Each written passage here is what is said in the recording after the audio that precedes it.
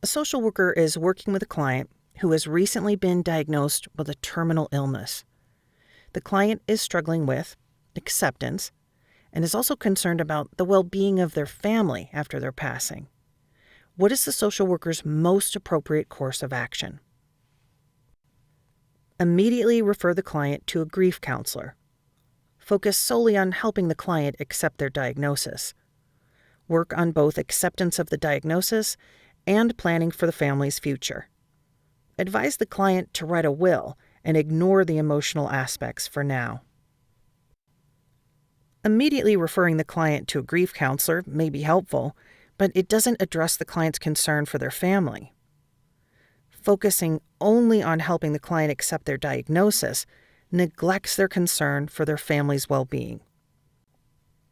If we advise the client to write a will, that might be good advice, but it would also be ignoring the emotional aspects. We wouldn't have an opportunity to address the emotional turmoil the client is experiencing right now.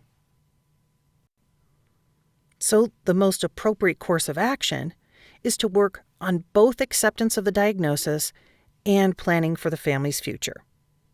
This approach addresses the client's emotional needs while also considering their practical concerns.